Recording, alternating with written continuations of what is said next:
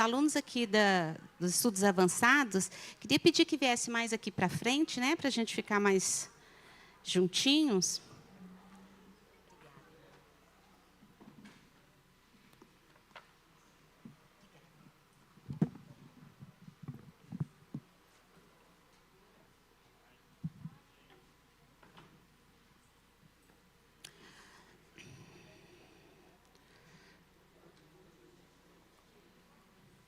Hoje nós vamos ver a lição de número 10, um tesouro para levar e distribuir. Vamos ver aqui o que Paulo fala sobre esse tesouro. É a lição número 10. Nosso texto básico vai estar aqui na segunda carta dos Coríntios, capítulo 4, de 1 até o 18.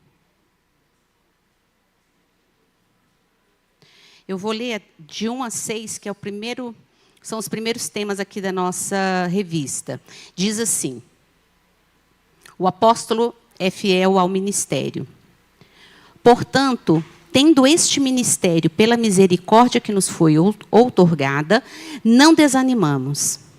Pelo contrário, rejeitamos os procedimentos secretos e vergonhosos, não fazemos uso de qualquer tipo de engano, nem torcemos a palavra de Deus, mas por meio do claro ensino público da verdade, recomendamo-nos à consciência de todas as pessoas perante a Deus.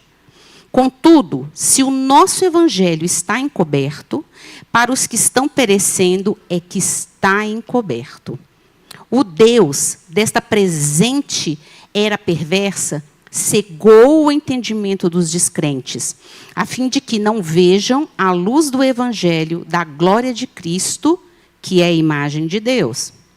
Pois não pregamos a nós mesmos, mas a Jesus Cristo, o Senhor, e a nós mesmos como vossos servos por causa de Jesus. Versículo 6. Porquanto foi Deus quem ordenou: das trevas resplandeça a luz, pois Ele mesmo resplandeceu em nossos corações para a iluminação do conhecimento da glória de Deus na face de Cristo.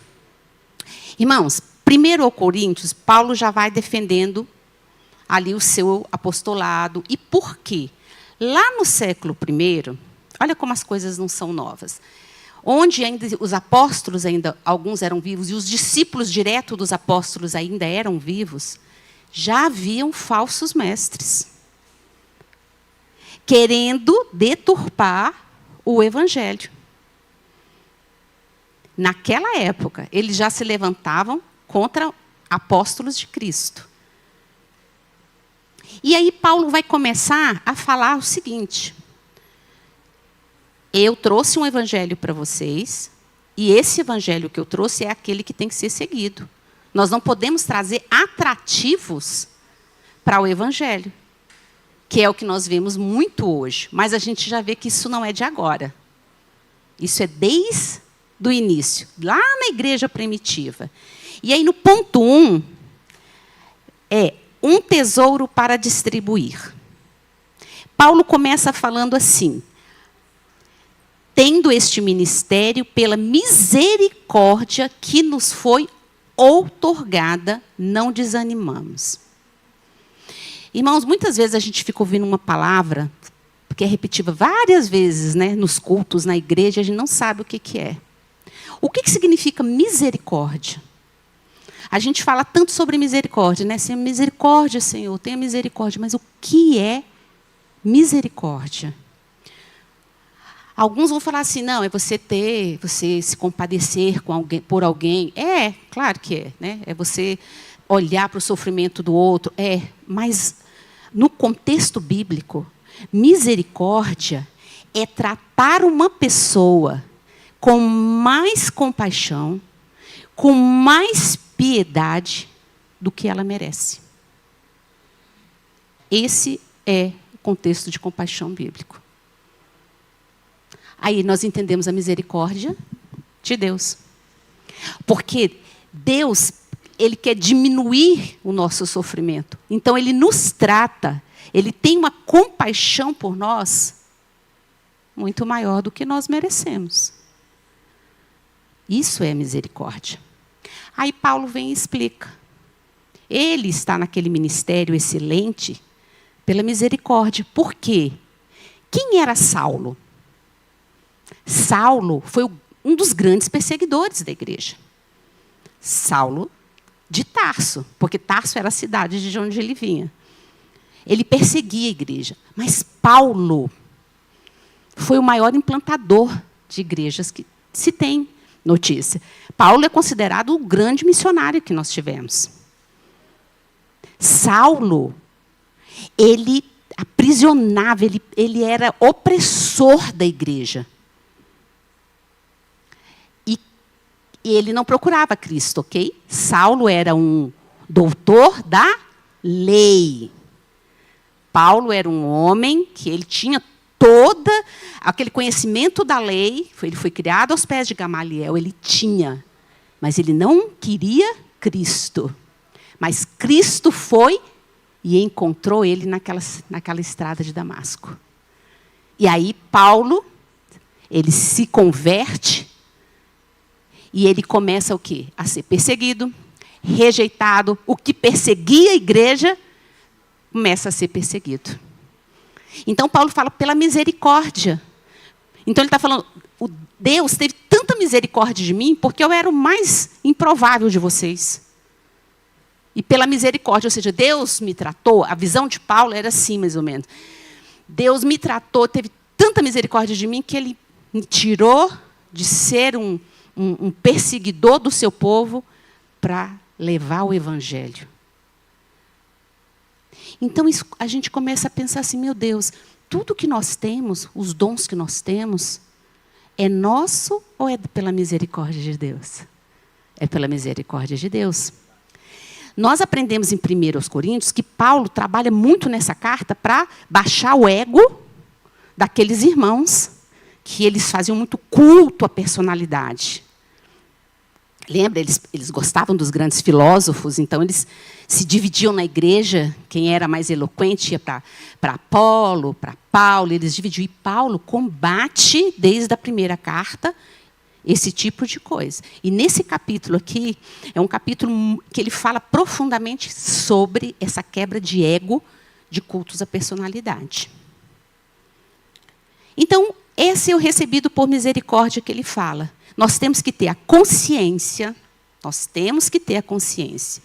de que o que nós fazemos, essa obra que nós fazemos aqui, dependente de qual seja a sua vocação, é pela misericórdia de Deus. Deus nos tirou lá do mundão onde nós estávamos, ou muitas vezes criados em lares evangélicos, mas o mundo no coração, e nos trouxe para Ele. Tirou das trevas para a luz. Tudo é pela misericórdia de Deus. E entendendo que Deus tem mais compaixão da Liliane do que eu mereço. E eu sou consciente disso. Essa consciência Paulo chama sempre a atenção. Nas 2 cartas dele. Nunca fomos nós. Sempre foi Deus. Amém? Segundo ponto. Anunciando sem artifícios. Olha aqui no versículo 2, ele diz assim, pelo contrário, rejeitamos os procedimentos secretos e vergonhosos. Não fazemos uso de qualquer tipo de engano, nem torcemos a palavra de Deus. Irmãos, Paulo fala assim, eu trouxe o evangelho como ele é. Trazendo para os nossos dias de hoje. Olha, Paulo traz 3 coisas aqui que nós vamos ver muito hoje. Muito se oculta coisas vergonhosas. O pecado passou a ser velado dentro da igreja.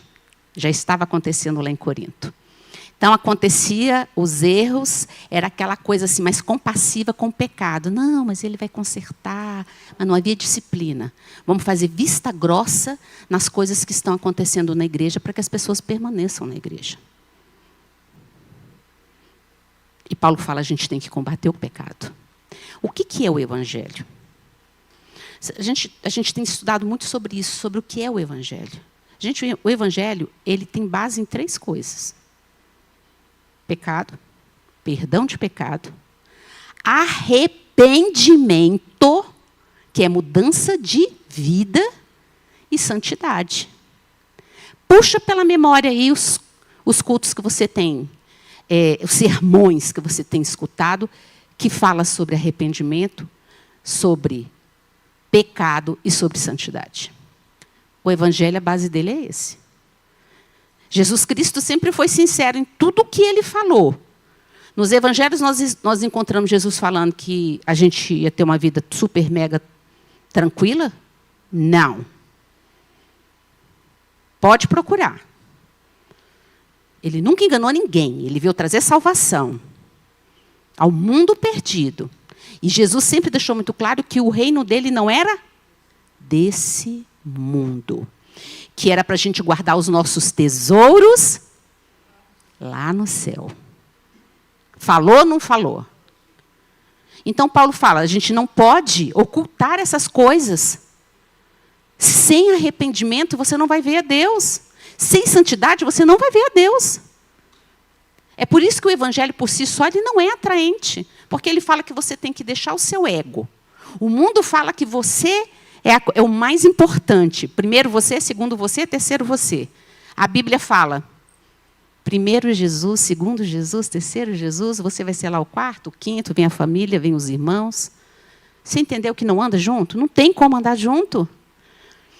A porta é estreita, só vai entrar você, o teu ego tem que ficar lá fora, não entra contigo. Então, o que tem de atraente? Mas Paulo não mudava o evangelho. Mas já havia gente lá naquela época dizendo que Paulo Deus não está com ele. Porque Paulo é perseguido, porque Paulo não tem dinheiro, porque Paulo vive porque os outros ajudam.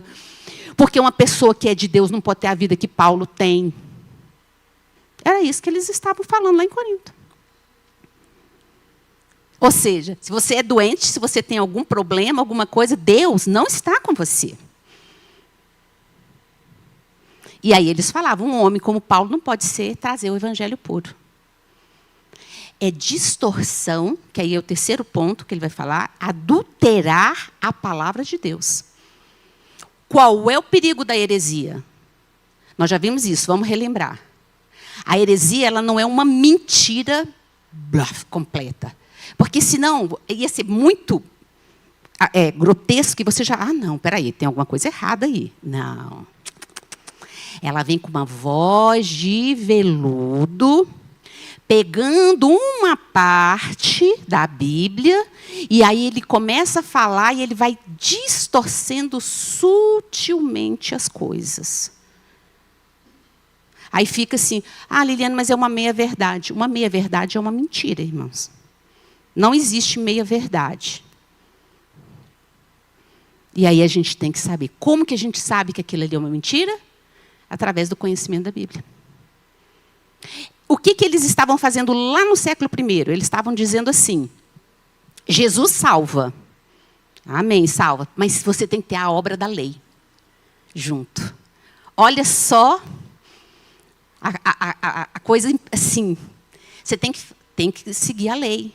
Porque a lei, meus irmãos, nunca foi feita para salvar o homem. Todo mundo sabe disso, né? Ela foi feita para provar a justiça de Deus e o quanto o homem é mau. Aí, ali, eles começavam a dominar as pessoas. Porque o que a lei fazia? O que Jesus brigava tanto com os fariseus? Porque os fariseus colocavam uma carga muito maior nas pessoas e eles mesmos praticavam nada. A lei não era esse tanto de coisa que os judeus colocaram, a lei de Moisés. Eles foram colocando pela tradição, irmãos. Um peso muito maior do que, na verdade, a lei tinha.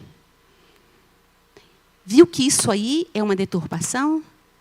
Agora eu vou chamar a atenção de vocês e de algo que me chamou muita atenção quando eu estava estudando essa lição, para os nossos dias de hoje. Muito cuidado com a chamada teologia da prosperidade. A prosperidade é bênção de Deus? Amém, irmãos. É. Mas olha uma coisa impressionante. Quando Jesus estava lá no deserto, Satanás não foi tentar Jesus? Qual foi a última tentação que ele fez com Jesus? Ele levou Jesus lá no alto do monte, mostrou todo aquele reinado, poder, glórias do mundo, dinheiro, e disse: tudo isso eu te darei, se prostrados me adorares. Ele tentou Jesus, irmãos, com isso. Então, qual é o grande perigo aí? A prosperidade, ela é uma bênção quando ela vem de Deus e quando ela não toma o lugar de Deus na sua vida. Só que isso está tirando o foco do que realmente é importante no Evangelho. Porque no momento em que começa, o crente, para ser abençoado, ele tem que ter bens materiais, ele tem que ter saúde, ele tem que ter uma família perfeita. Tirou o foco, sabe do quê?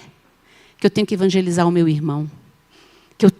A primeira coisa que eu preciso é cuidar que a minha alma não vá para o inferno. Não se fala mais no inferno. Porque sutilmente eu vou, porque Deus vai me prosperar aqui, quando Jesus disse que o reino dele não era desse mundo. Entendeu a sutileza?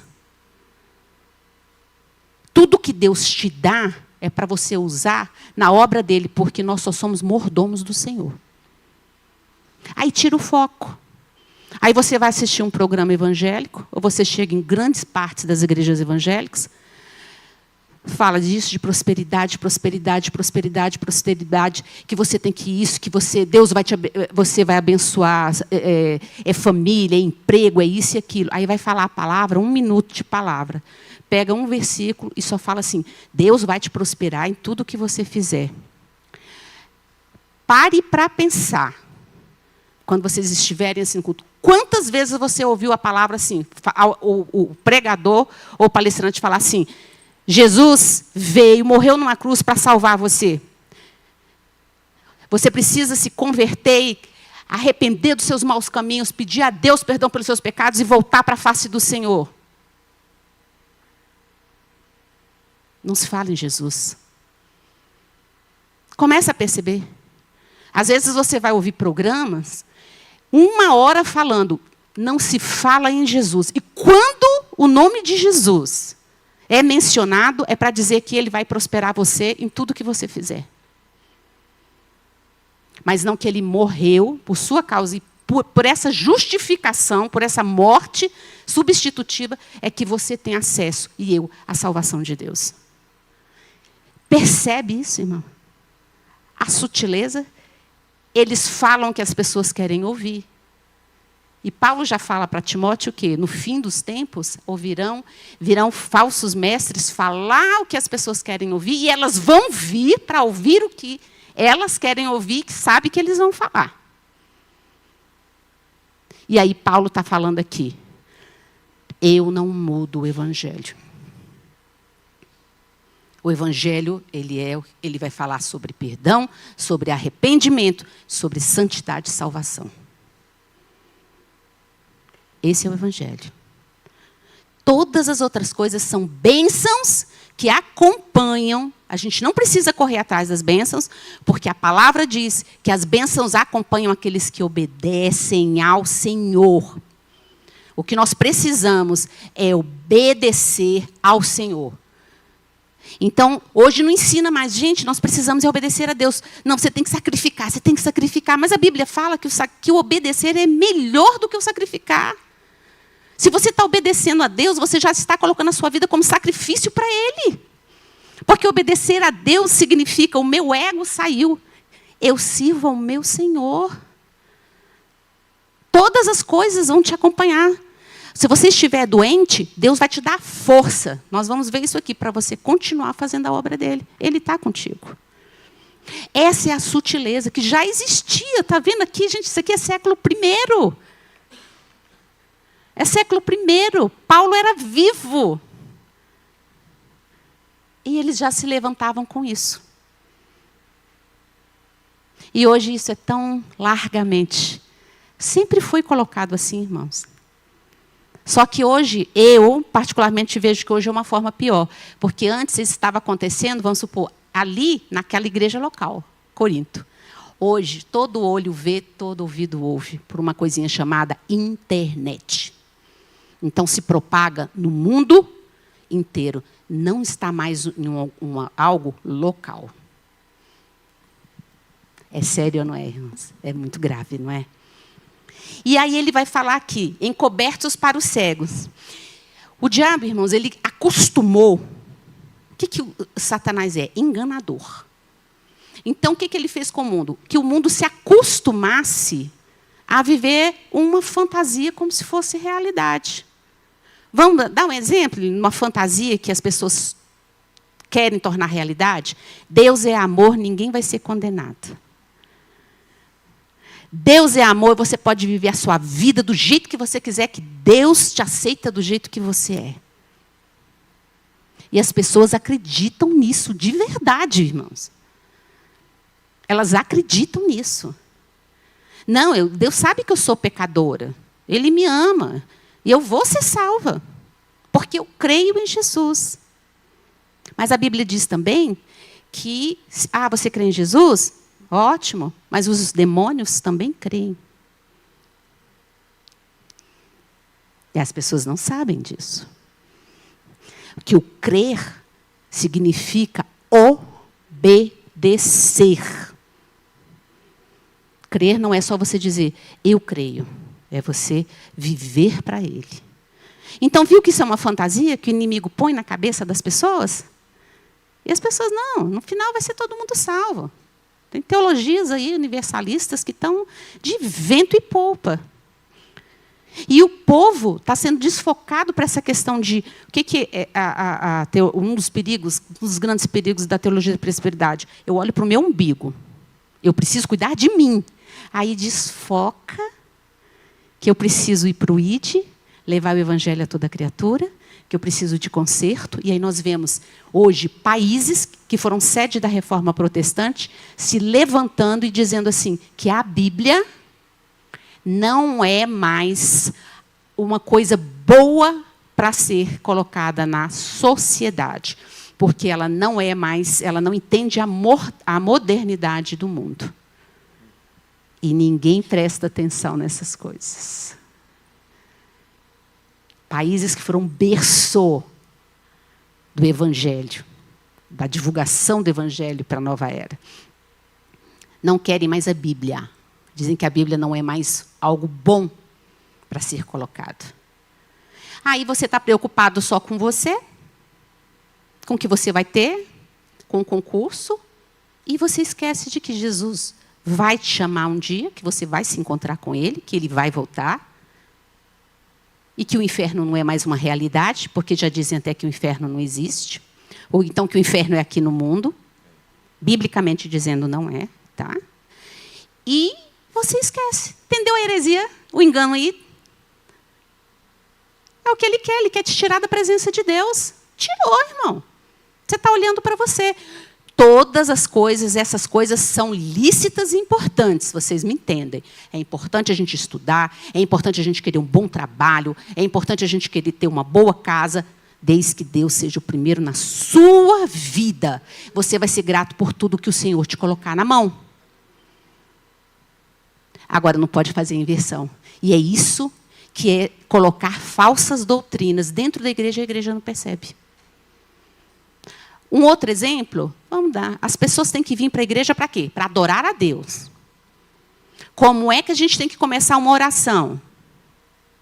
Adorando a Deus. O que o Pai Nosso ensina? Pai Nosso que estás no céu, santificado seja o vosso nome. Primeiro você vai adorar a Deus. Vai adorar a Deus. Depois, você vai levar suas súplicas diante de Deus. Mas, hoje em dia, muitas vezes, as pessoas são chamadas para vir ver, parece que um espetáculo. E aí, quando acaba esse espetáculo, dá 5 minutos, 10 minutos de palavra, você não pode pregar forte. Assim, a verdade para eles é pregar forte. Porque as pessoas não gostam. Aí as pessoas já começam a sair, vai saindo por ali. Porque não precisa disso. Isso é o engano que o Satanás vai colocando. E as pessoas estão... Porque o Satanás trabalha muito dentro da igreja, viu, irmão? Porque quem está lá fora já está lá com ele. Ele quer tirar quem está na presença de Deus. Percebe que tudo que é importante precisa de um equilíbrio. E nós vivemos uma era hoje onde tem totalmente desequilíbrio. Desequilíbrio. Isso são que ilusões que Satanás vai plantando e levantando gente que fala bem, gente eloquente para defender esse tipo de coisa, e a multidão vai. Então você vem, adora, leva dízimo, leva oferta, não conserta a sua vida diante de Deus, está tudo bem. Está tudo bem. É um ritual. Isso são ilusões. Que nós precisamos estar atento a eles. Aí Paulo vai falar aqui agora, brilhando para os que creem. Paulo fala assim, é bem interessante isso, como ele compara a conversão, como você está nas trevas, e aí vem aquela luz, que é o conhecimento de Cristo, e te arrebata daquelas trevas.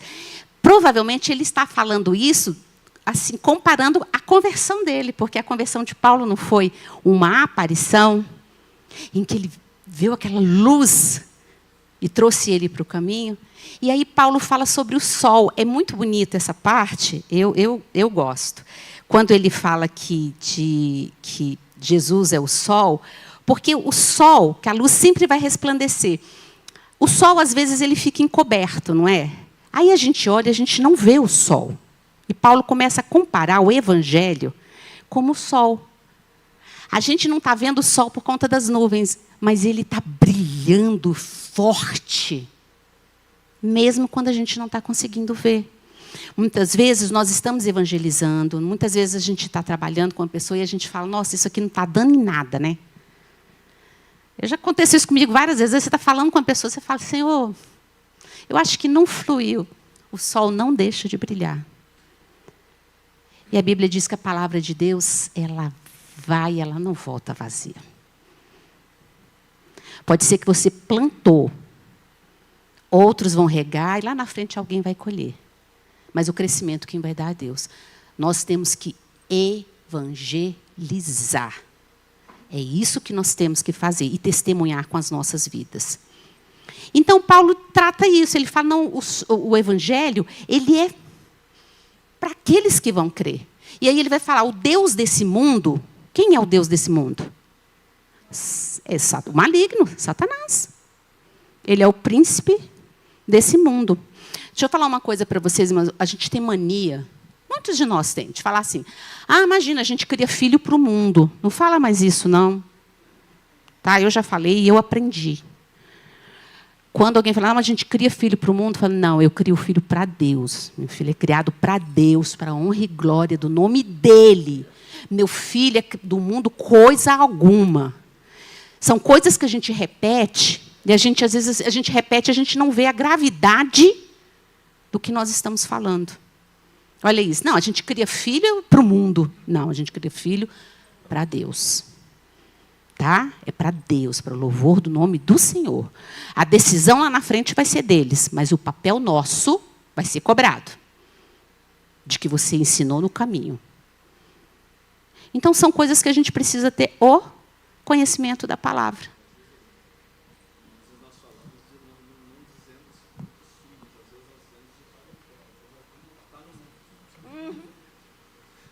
Está no mundo.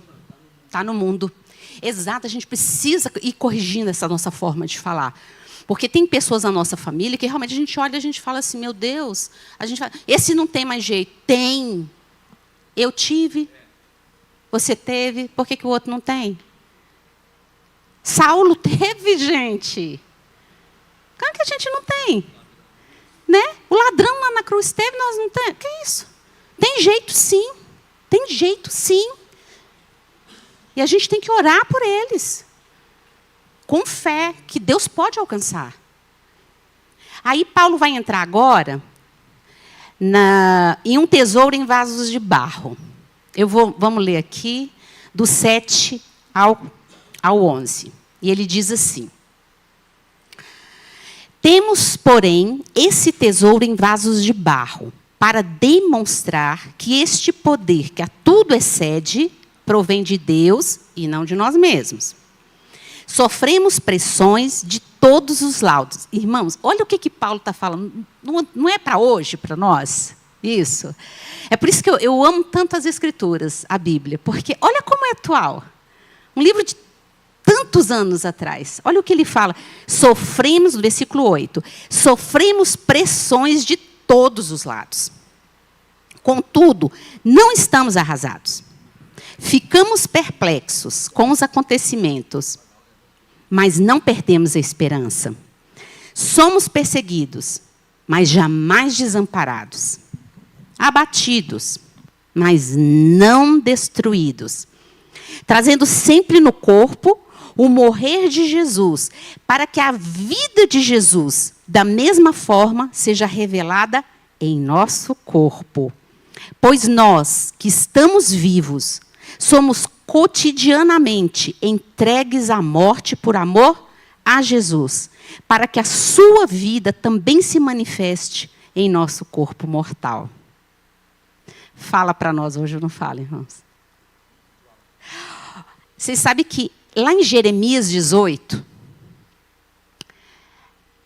o Senhor ensina Jeremias, quando ele fala, vai lá para a casa do oleiro que eu vou te ensinar o que eu faço com o povo de Israel.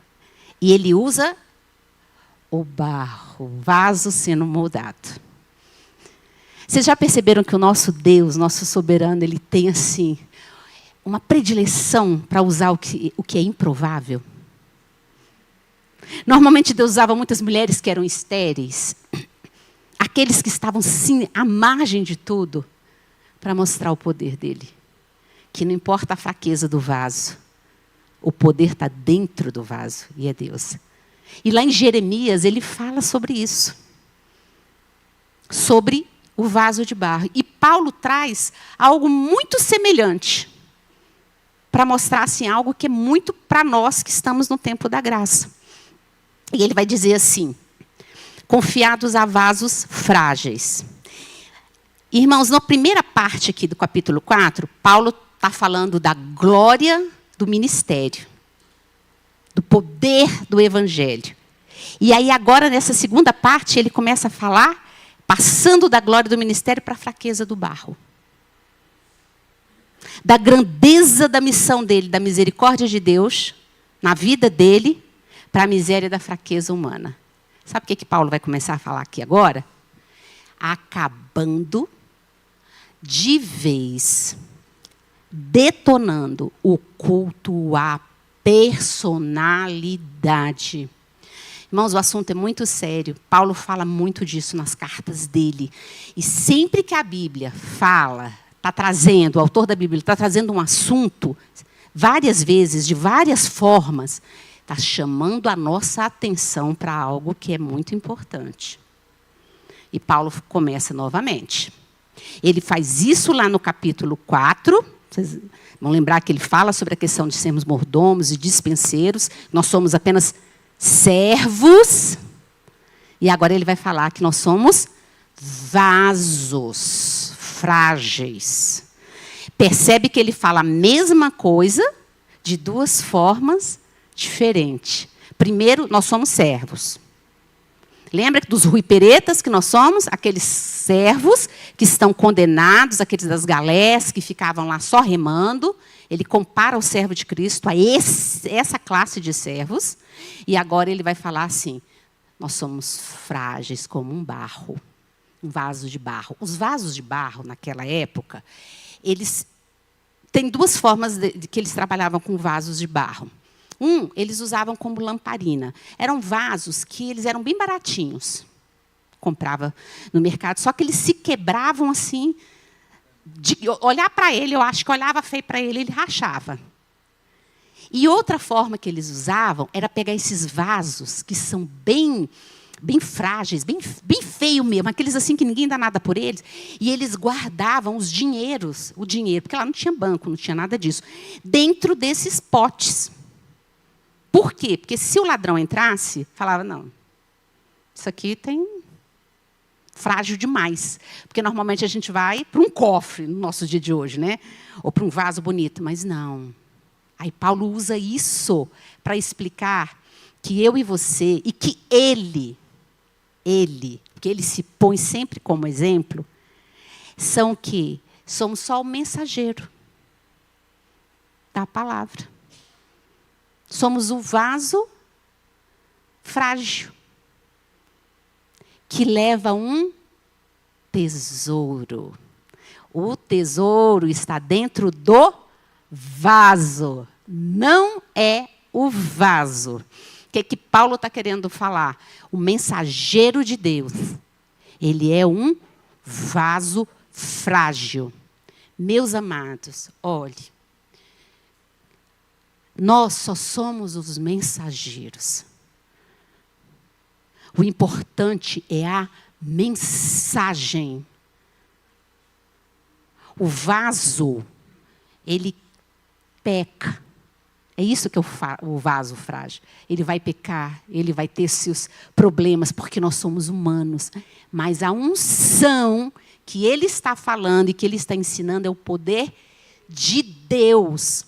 Por isso Paulo batia tanto nesse culto de personalidades.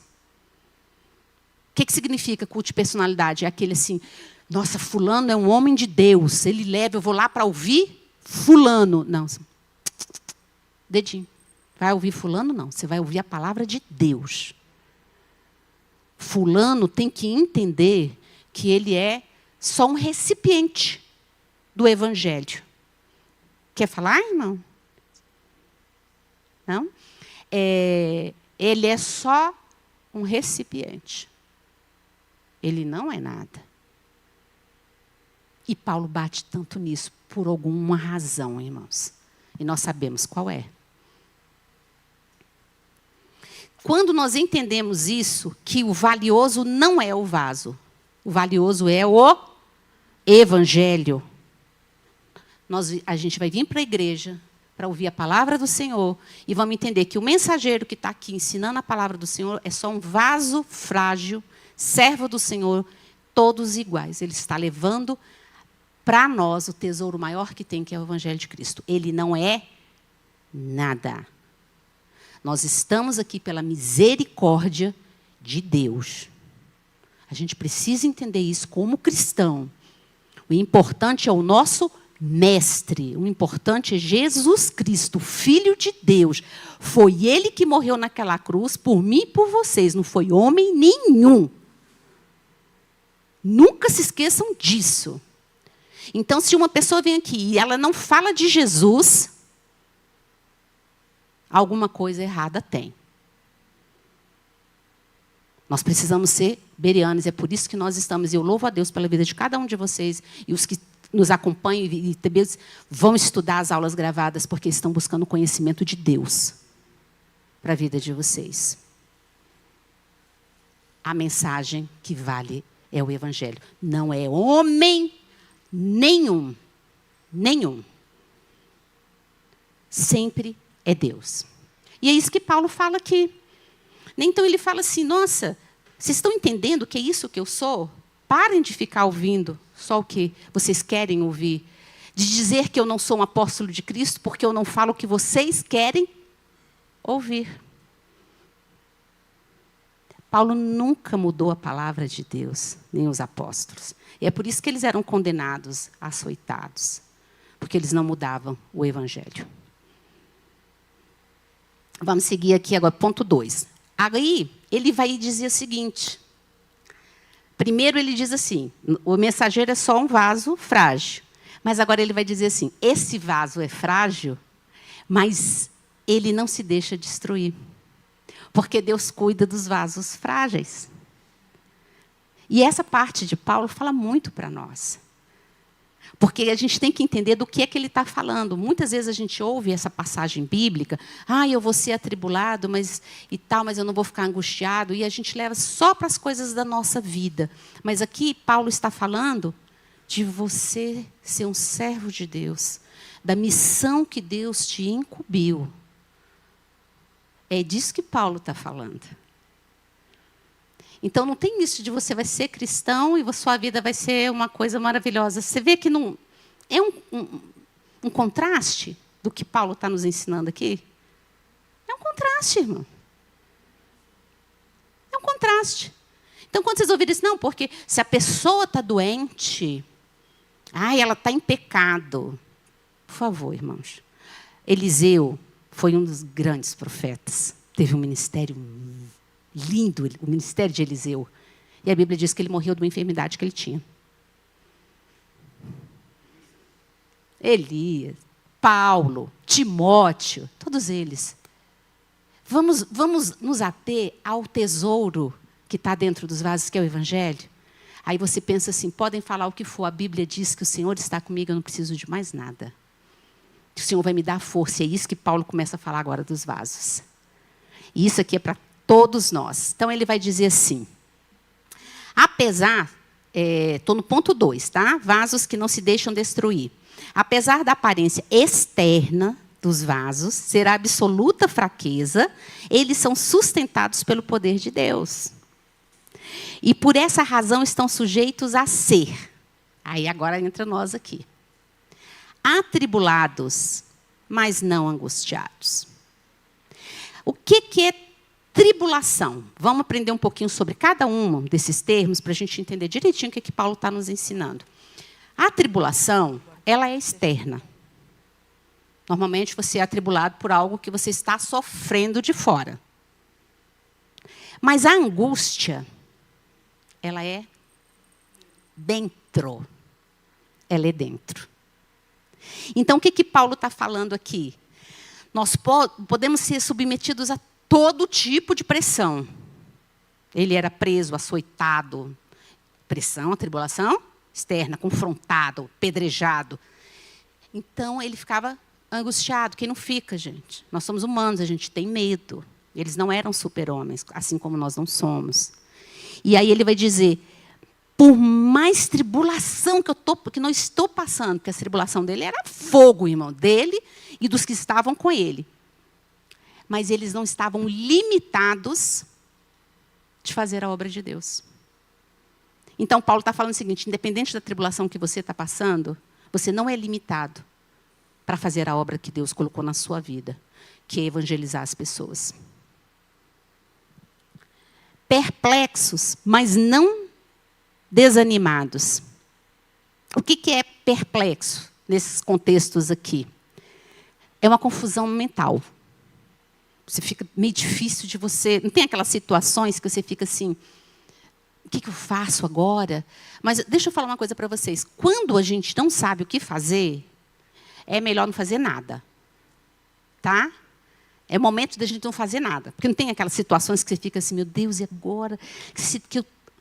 Não faça. Se você está nessa situação, não é momento de tomar decisões. Porque senão corre o risco de tomar decisões e decisões que você não vai poder consertar elas. É hora de você buscar a Deus. Nós somos vasos frágeis. Então, nós passamos por essa questão de ficarmos em dúvida das coisas. E é muito interessante porque tem artefatos geológicos que foram encontrados naquelas terras de pergaminhos, em que eles usam essa palavra perplexo para pessoas que estavam arruinados em dívida. Olha que interessante.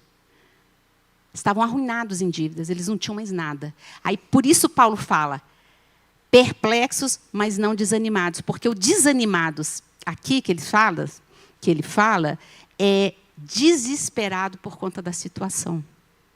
Eu posso estar arruinado de todas as formas, mas eu não entro em desespero. E aqui é uma coisa bem importante, irmão. Sabe por quê? Porque ele está falando, por mais tenebrosa que seja o que eu estou passando, por mais que eu esteja assim, confuso, isso não vai tirar a minha capacidade de reagir diante da situação. Olha bem como ele está nos ensinando. Nós podemos ficar confusos diante de coisas que nós passamos. Nos sentimos arruinados. Mas nós não nos desesperamos. Qual é a diferença entre um problema, vamos supor, perder um ente querido, vamos botar uma coisa assim que todo mundo passa e sofre, entre um cristão e uma pessoa que não conhece a Deus. A dor é a mesma? É. Qual é a diferença? Nós temos a paz que excede a todo entendimento.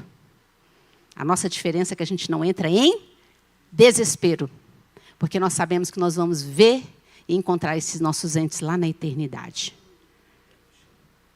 É isso. Nós temos Deus que nos consola. Por isso que Paulo está falando, você pode estar perplexo, ou seja, arruinado, mas você não vai se desesperar. Quer uma prova disso? Ele e Silas lá na prisão, açoitado e cantando. E cantando a Deus, e louvando a Deus, porque ele sabia que Deus estava com eles. Então não entra o desespero, porque senão você entra em pânico. E ele entrou em pânico, irmãos, acabou. Você não pensa mais, você não respira mais. E você se esqueceu que Deus, independente do que você está passando, primeiro é por permissão dele, e segundo que ele não te deixou. A nossa fé vai sair de lá mais fortalecida. Aí ele vai falar agora que perseguidos, mas não desamparados. Esse perseguidos aqui que Paulo está falando é caçado como um animal. É estar sempre sendo perseguido pelo inimigo. É por isso que às vezes eu começo assim, eu rio com a pessoa, às vezes chega e fala, irmã, vamos orar e tal, que o diabo está furioso. Irmão, o diabo está furioso sempre, ele sempre esteve. Ele nunca ficou calmo, ele não dorme, ele não descansa. O que ele quer é te afastar da presença de Deus. Furioso com a sua vida, amém, tem que estar mesmo, porque você está incomodando as trevas. Tá? A gente tem que ter isso. Sabe, ele está confuso, ele está fazendo isso porque eu estou na presença de Deus. E eu não vou sair, não. Se agarra com Jesus. Porque a gente, com a nossa força, a gente não vai enfrentar o inimigo, não. A gente enfrenta na autoridade do nome de Jesus. Então, assim, quando Paulo fala aqui perseguidos, é isso. A gente é caçado. Paulo usa o termo de ser caçado como um animal. Mas não desamparado. Ou seja, desamparado aqui é não abandonado na dificuldade. Deus não nos deixa ser tentado acima do que nós conseguimos ser. Deus não vai além dos nossos limites. Tá? Sabe aquele versículo também que Paulo fala, não vem sobre nós tentação senão humana, mas fiel é Deus que não nos deixa tentar acima do que podemos. Antes, com a tentação, dará também o escape para quê? Possamos suportar. Deus nunca passa dos limites, porque Ele sabe que nós somos humanos. Então, assim, nós não estamos desamparados. Aqui ele fala como se fosse assim, aqueles soldados que deixavam o outro para trás. Por exemplo, corria e o outro ficava ferido. Deus não nos deixa desamparado. Ele é aquele que carrega a gente ferido. Sabe, quando a gente está todo ferido, todo machucado. E ele, vamos aqui, que eu vou te ajudar. Então, nós não somos desamparados, nós somos perseguidos. Não pensa que nós não vamos ser perseguidos, irmão. Nós somos perseguidos dentro de casa, nós somos perseguidos no trabalho. Nós somos perseguidos, o mundo não gosta da gente, nós não somos daqui, gente. Não vai gostar, não adianta, a Bíblia fala isso. Então, nós somos perseguidos, mas Deus não nos desampara. Acredita nisso, tem fé em Deus. Tem prova que a gente acha que a gente vai morrer. Isso que Paulo vai falar agora aqui. Abatidos, mas não destruídos. Irmãos, abatido, nesse contexto aqui de Paulo, é você ser lançado no chão com uma força, uma violência muito grande. Abater. Matar, jogar para matar. Isso é abater. A gente está falando no contexto bíblico. Mas o abate também é uma morte para nós. Né? Então, é derrubar a pessoa com violência, com muita violência. Aí Paulo vai falar, nós somos abatidos, mas não somos destruídos. E o que é ser destruído? Morto. Acabou. Cerrou. É isso que é ser destruído. Destruído é você perecer. Então ele fala, você é jogado violentamente no chão, você é perseguido com violência, mas você não é destruído. Olha o que ele está nos ensinando. E nós somos vasos de barros frágeis. Então, no momento em que ele fala, o importante é o evangelho que está dentro desse vaso. Eu, Liliane, sou um vaso frágil. Não tenho importância nenhuma. Importância é o Senhor que me unge para levar a palavra dele. Ai de mim se não fizer isso com excelência, com responsabilidade. Isso é o importante. Então, a Liliane passa por perseguição, por angústia, por tribulação. Mas não sou destruída. Às vezes vai aquele último fôlegozinho, né, que você fala, dessa eu não escapo. Não é? A gente não passa por um, não vou escapar. Aí vem aquele fôlego de vida, vai sim. E Deus te traz de volta. Então, Paulo explica isso. Nós somos frágeis, mas o Senhor sustenta os servos dele. Deus cuida de nós, nós não podemos perder isso, essa esperança. É por isso, irmãos, que eu volto a falar, e eu sempre vou falar isso, sabe? Que a gente tem que tomar cuidado com o evangelho que nós estamos ouvindo aí fora. Porque perceba que o que se é colocado hoje, na maioria das coisas em rádio, televisão, em igrejas, é o oposto do que Paulo está falando, irmãos. O mundo está dizendo que se você passa por tribulação, Deus não está contigo. E a Bíblia está dizendo, está sim. Nós somos perseguidos, nós somos vasos. Por isso que a gente não precisa. Pedro vai falar o quê? Eu fico abismado com que vocês ficam perplexos com tudo. Vocês são perseguidos, vocês ficam perplexos com as coisas. Isso tudo é natural para nós, irmãos. Tudo. Isso aqui é natural para nós. A Bíblia nos... Viu como a Bíblia nos ensina? Agora, quando a gente estiver ali na aprovação, Senhor, por que eu estou passando por isso? Não, Senhor, para que eu estou passando para isso? Porque tem um propósito. Me ajuda a seguir.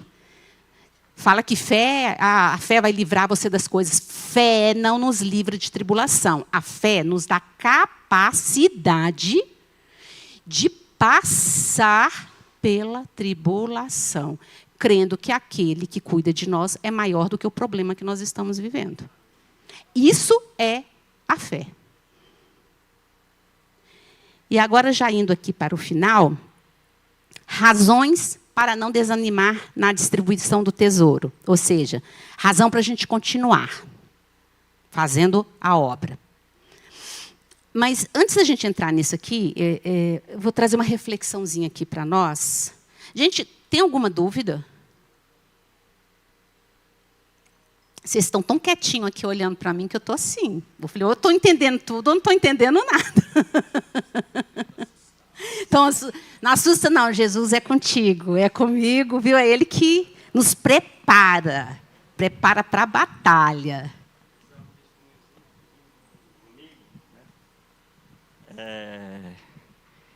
Eu não posso contar toda a história, mas quem é mais espiritual vai entender, né?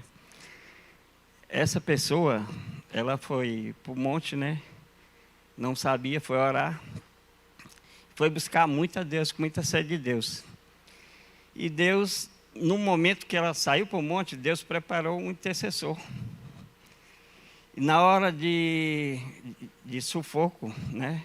Que os dois satanistas jogaram vela preta e vermelha no fogo, essa pessoa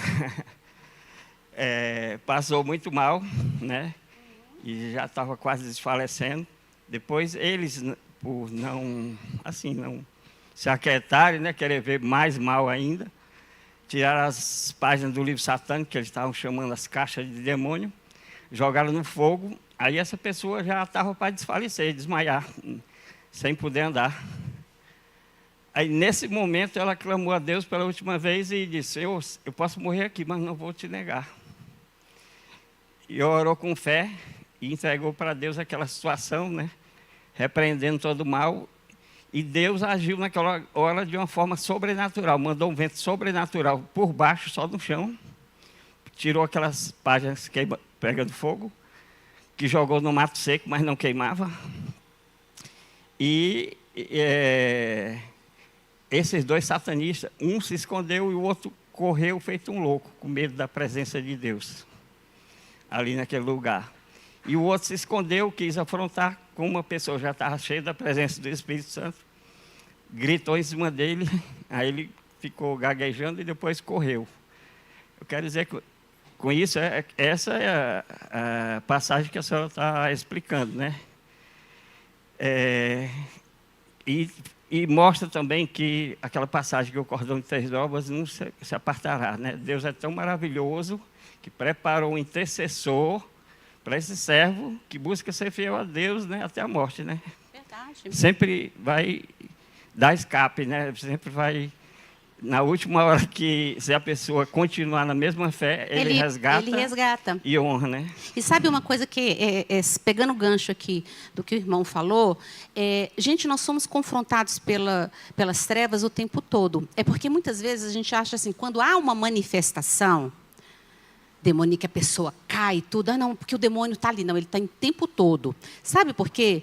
Judas, quando ele traiu Jesus, ele não estava estribuchando, ele não estava babando, ele não estava se jogando no chão.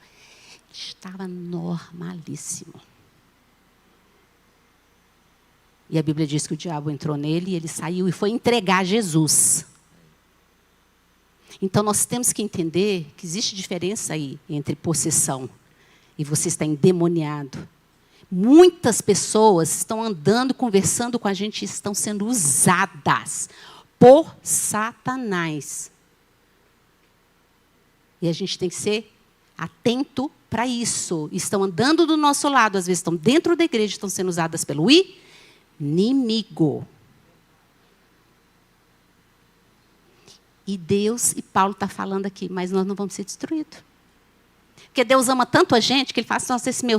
Eu às vezes eu falo assim, nossa, Senhor, eu falo assim, essa minha serva comigo, tá? É tão desligada, às vezes, das coisas que eu tenho... Os anjos ficam tudo estressados, né, irmãos? Ela não vê as coisas assim. Às vezes eu tenho que ser... Estou mostrando, vou lá livrar. Mas eu acredito num Deus que livra. É isso. Maior é quem está em nós do que quem está no mundo. Mas nós temos que estar firme com Jesus. A gente não pode ter medo das trevas. Satanás é um vencido. Ele já foi vencido lá naquela cruz. Mas a gente tem que ter nossa vida em santificação diante de Deus, porque Ele só tem compromisso com quem tem compromisso com Ele. Né? E vamos aqui, deixa eu ir caminhando aqui para a gente falar sobre a razão para não desanimar, porque Paulo dá a razão. Falou que nós somos os frágeis, os vasos frágeis, que o tesouro é que é valioso, e o tesouro é o Evangelho, mas que Deus cuida desses vasos, ou seja, está ali, né, polindo, não deixa a gente quebrar. Dá umas trincadas, né? Dá umas trincadas de vez em quando, mas Ele não deixa quebrar, porque o que é importante é a unção. E aí Paulo vai dar as razões para a gente não desanimar. Primeiro, sustento diário. Deixa eu ler aqui do 13. Assim está escrito, cri, por isso declarei. Em outras versões vai estar, por isso falei. Com esse mesmo espírito de fé, nós igualmente cremos e por esse motivo falamos. Ele está citando aqui Salmos. Esse versículo é tão lindo, irmãos. Sabe por quê? Porque Paulo fundamentava a fé dele, não era em experiências subjetivas, nós já estudamos aqui sobre isso. Paulo fundamentava a fé dele nas Escrituras. Esse aqui tem que ser o fundamento da nossa fé. Quer ouvir Deus falar com você? Está aqui. Quer saber o que Deus quer? O que Deus quer para a minha vida? A Bíblia fala de ponta a ponta. Essa é a vontade de Deus. Está tudo aqui. A vontade de Deus para a vida da gente. Tudo. E ela ainda usa sempre isso. Essa é a vontade de Deus. Está tudo aqui. Aí Paulo fundamentava nisso. A âncora dele eram as Escrituras. Amados, isso aqui, ó, a Bíblia, a palavra de Deus, tem que ser a nossa segunda pele. Segunda pele. A gente tem que estar forjado aqui, ó.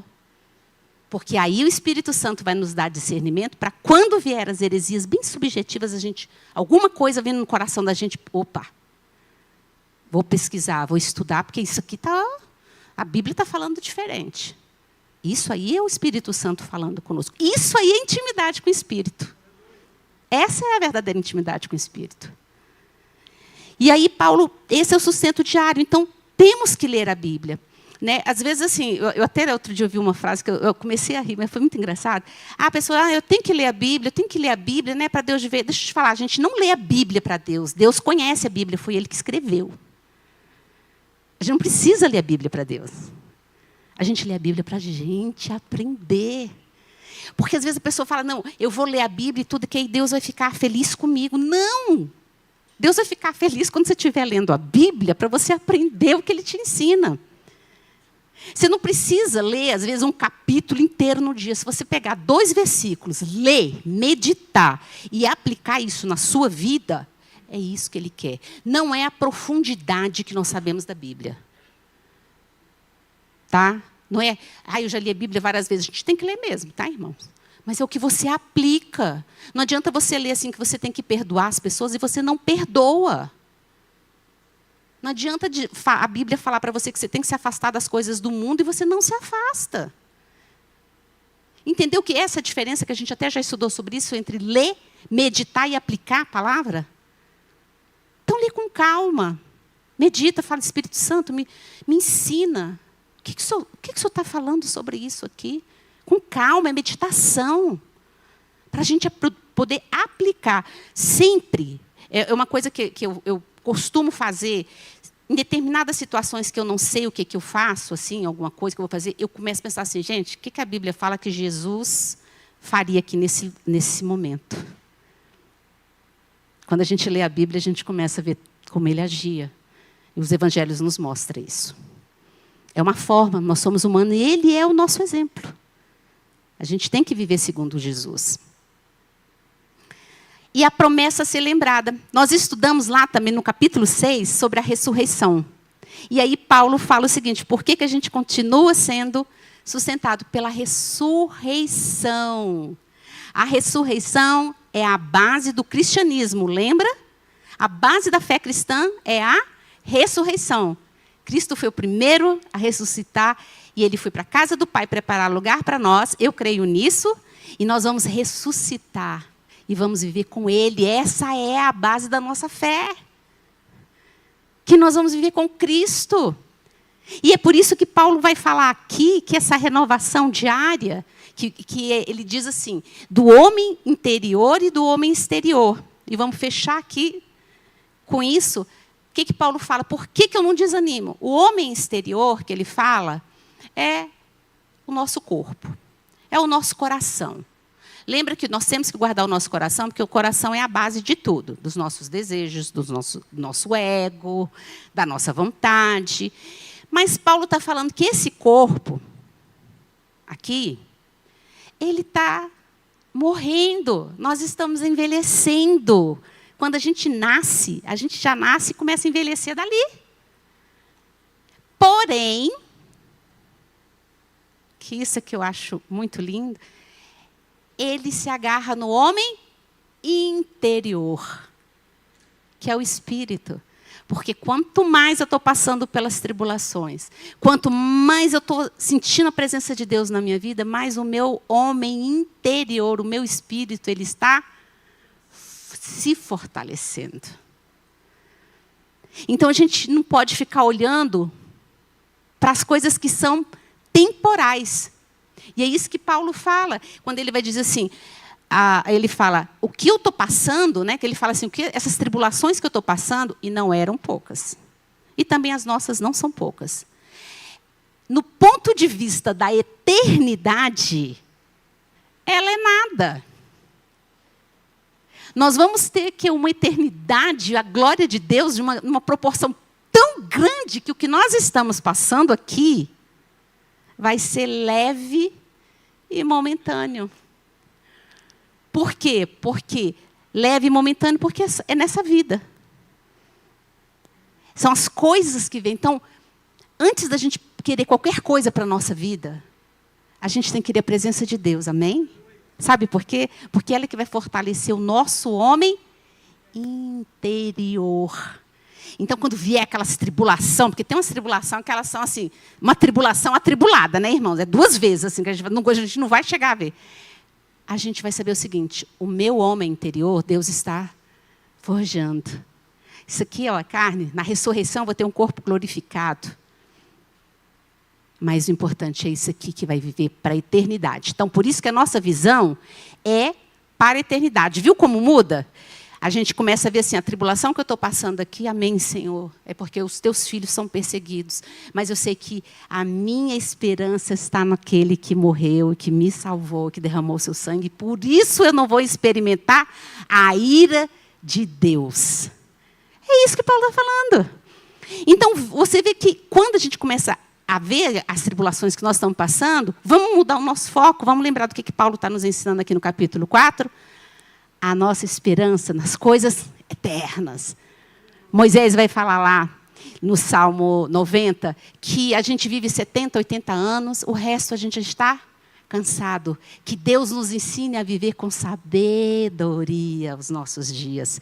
Isso quer dizer o quê? Tudo que nós estamos passando aqui vai passar, irmão. Sendo bom, sendo ruim, viu? Passa. Vai passar. Mas o que é eterno é o que Jesus nos prometeu e a esperança que nós temos na ressurreição com Ele. Então, vamos começar a ver as nossas tribulações de uma outra forma. Elas são leves e momentâneas porque elas só são daqui. A gente tem que ver o que é eterno. Amém, irmãos? Glória a Deus, né? Uma manhã assim maravilhosa. É um estudo assim tremendo, né? Eu sou assim, não preciso nem falar que eu sou uma apaixonada pelas Escrituras, porque eu sou mesmo, irmãos. E eu louvo a Deus, volto a falar, eu louvo a Deus pela vida de cada um de vocês, de cada um de nós. Porque os tempos são maus. Vão piorar. E se a gente não estiver firme aqui, ó, o nosso homem interior não estiver forjado aqui, ó, o nosso homem exterior vai amarelar. E amarela mesmo, nós temos medo. Viu? Nós somos humanos. É fácil falar muito assim, às vezes, eu não vou fazer isso, não vou fazer aquilo.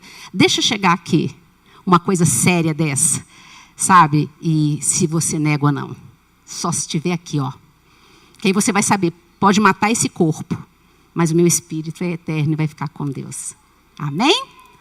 Irmãos, ó, um abraço bem assim, bem apertado. E eu amo vocês em Cristo.